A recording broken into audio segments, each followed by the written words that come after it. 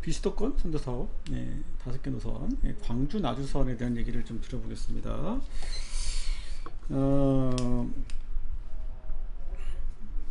제가 지금 시간이 되면 좀 지도를 보면서 좀 아파트도 좀 보면서 얘기를 드리려고 했는데, 지금 뭐 또 이것저것 할 얘기가 많고 하다 보니까 생각보다 시간이 빨리 가요.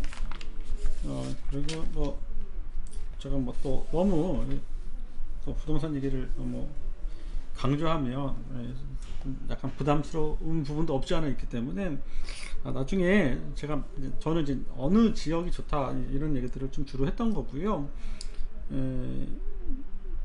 거기에서 또 어떤 괜찮은 어떤 좋은 이런 물건들이 있는 것들은 좀 최근에 한 3년 5년 정도 시세들을 좀 감안해서, 그 다음에 물량들을 좀 감안해 가지고 좀 검토를 좀 해보시고,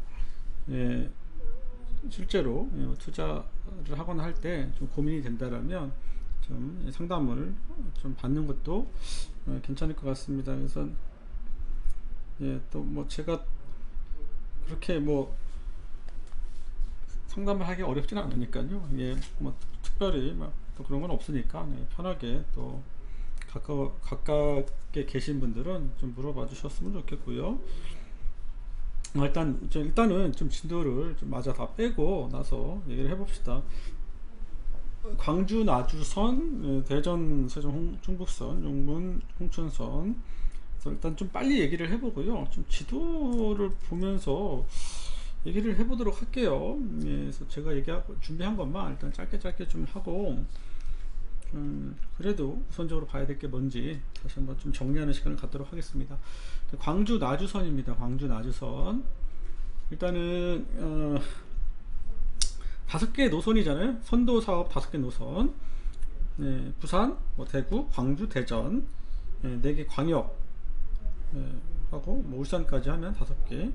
그 다음에 또 별개로 강원도에 또 홍천까지 이어지는 5개 선도 사업이라고 표현했고, 이 광주 나주선은요, 보시는 것처럼 광주광역시 상무역을 좀 가고요.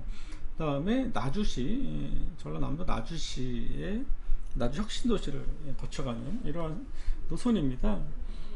노선이고, 공사비가 한 550억대요. 키로당. 28km에 비하면 1조 5천억 넘게 들어간 거는 제가 보기에는 지하로도 연결이 되겠구나 라는 생각이 좀 듭니다. 지상도 있겠지만 뭐 지하 구간도 좀 있을 수 있겠다. 뭐 지형상으로 보면 뭐 그런 여러 상황들이 있겠다라고 좀 보여집니다. 그래서 키로수는 길지 않으나 공사비는 키로당 공사비는 다른 노선에 비하면 상당히 많이 들어간다 라고 보여지고요. 또 근데 반대로 이 공사비가 오히려 또 발목을 잡을 수도 있겠다는 생각이 좀 듭니다. 그리고 이제 이게 나주시와 광주시, 그러니까 전라남도와 광주시의 서로 입장 차이는 분명히 있을 수 있겠다라고 좀 생각이 들거든요. 광주는 이따가 보시겠처럼 이렇게 순환선, 광주 2호선에 좀 많이 지금 집중을 하고 싶어 하고 있습니다. 그런데 나주 같은 경우는 뭐 어떻게 보면 지금 이 노선이 좀 특히 혁신도시 지역에 계신 분들은 뭐 절대적이라고 좀 생각이 들 정도로 좀 당장 필요한 노선이기도 하거든요. 제가 혁신도시를 봤을 때, 다른 나주 혁신도시를 봤을 때, 뭐 빛가람 마을인가? 나주 혁신도시를 봤을 때 다른 지역보다 상당히 그래도 도시가 잘 갖춰졌다라는 생각이 좀 듭니다. 그런데 KTX 나주역을 가거나 광주로 진입하기에 어떤 이런 대중교통을 이용하는 게 그렇게 좀 편해 보이진 않는다, 이런 생각이 좀 듭니다. 그래서 하루라도 빨리 나주 혁신도시 입장에서는 이런 교통에 대한 개선이 분명히 필요해 보이기도 하고요. 그런데 또 광주와 나주의 입장은 서로 다를 수 있겠다 생각이 좀 듭니다. 그래서 그런 것들에 대한 시간적인 문제, 그리고 또 그 전라남도에서 나주가 아니고 그 좀 더 위쪽으로 이렇게 좀 이렇게 순환되는 선로에 대한 이런 바램들을 좀 얘기를 했었어요. 그래서 또 광주에서 상당히 또 곤욕스러워하기도 하고 아무튼 좀 여러 이해관계들이 좀 얽혀 있다라고 보면 됩니다. 공사비는 한 1조 5천억 정도 들어 있고요. 그래서 나주 혁신도시를 거쳐서 상무까지 이어진다. 일단 그 전에요. 광주는 인구가 한 150만 정도 됩니다. 150만 명 정도 되는데 전라남도는 한 180만 명 정도 되고요.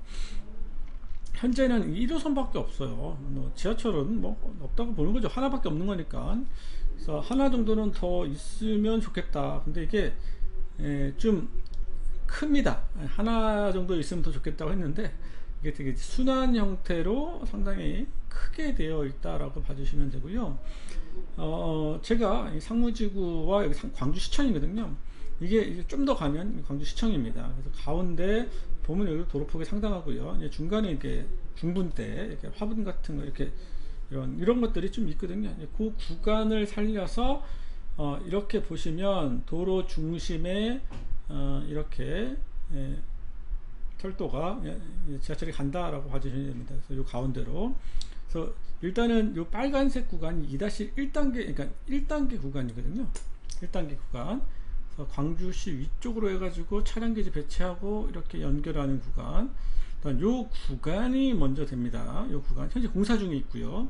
나머지는 순차적으로 진행이 될 것 같습니다. 근데 지금 시점에서는 어찌됐건 1단계 구간을 우선적으로 검토하는 게 맞을 것 같아요. 1단계를 또 어떤 상황에 따라서 또 2단계가 또 늘어질 수도 있고 또 어떻게 될지 모르고 반대로 3단계는 더 시간이 걸릴 수 있다고 보여지고요. 아까 밑에서 나주에서 올라오는 것도 이렇게 쭉 올라와서 효천을 갔다가 서광주로 갈 수도 있고요. 경우에 따라서는 효천이 아니라요, 여기 풍암에서 이렇게 갈 수도 있고요. 그냥 서광주에서 갈 수도 있습니다. 현재까지는 효천까지 안 가고요, 그냥 풍암 정도에서 서광주 갔다가 이런 식으로 들어가는 계획들이 조금 더 우세하다고 좀 보여집니다. 이 상황이요, 이 상황들만 놓고 보면 효천까지 안 가고요, 여기까지 이렇게 올라가는 거, 서광주나 이런 데 가보면 아무것도 있지는 않습니다. 현재 운행을 하나 싶을 정도로 멈춰진 상태고요. 그런데 밑에서 올라오는 그 나주에서 올라오는 것들, 이 부분에 서광주에 갔을 때는 또 의미가 달라질 수 있기 때문에 보야 되고요. 이게 또 이제 경전선 밑으로 가면 좀 이렇게 연결되잖아요. 이렇게 선로가 이쪽에서 또 연결되는 건 또 없어지기도 하고 좀 그렇습니다. 대충 이쪽 경전선, 이렇게 경전선, 이렇게 선로가 밑으로 내려가는 건 또 선로가 없어지기도 한다 하고, 그래서 여기 폐선도 이쪽 이후 구간은 폐선도 좀 검토 중에 있는 걸로 알고 있습니다. 그래서 그런 상황이다라고 봐주시면 되고 또 광주 얘기를 하다 보면 또 시간이 길어지니까 아무래도 이 상무지구는 광주시청 앞쪽에 있는 업무도 업무지만 이런 상업적 기능이 상당하다라는 부분들을 좀 보여줬고요. 아무튼 광주는 또 상무라는 어떤 상징성이 상당히 크다라는 부분들, 그런 것들이 좀 느꼈고, 그 다음에 광주역 중심 이쪽에 또 새롭게 짓는 것들, 이런 것들도 좀 인상 깊게 봤고요. 그런 정도인 것 같습니다. 그래서 그렇게 살펴봤으면 좋겠고, 이 상무지구는 어찌됐건 중심이고, 1호선과 이제 1호선, 2호선이잖아요. 2호선과 또 나중에 여기서 연결되는 트리플 역세권이 있기 때문에 광주시는 상무역 중심으로 가겠죠. 그런데 보시면 요 상무역에서 광주시까지 이어지는 요 구간은 상당히 그래도 좀 어떤 도시나 이런 상당히 중심적 기능이 강하다는 느낌을 받았습니다. 하지만 뒤쪽은 이제 아파트 단지도 있고 그래요. 그리고 이 공사가 되게 이제 특이한 경우, 좀 특이한 느낌을 받았는데, 상당히 이제 공정 자체가 되게 빠릅니다. 그 이유가 뭐냐면 이 심도가 깊지가 않은 거예요. 한 5m, 10m 정도 되는 되게 낮은 심도인데요.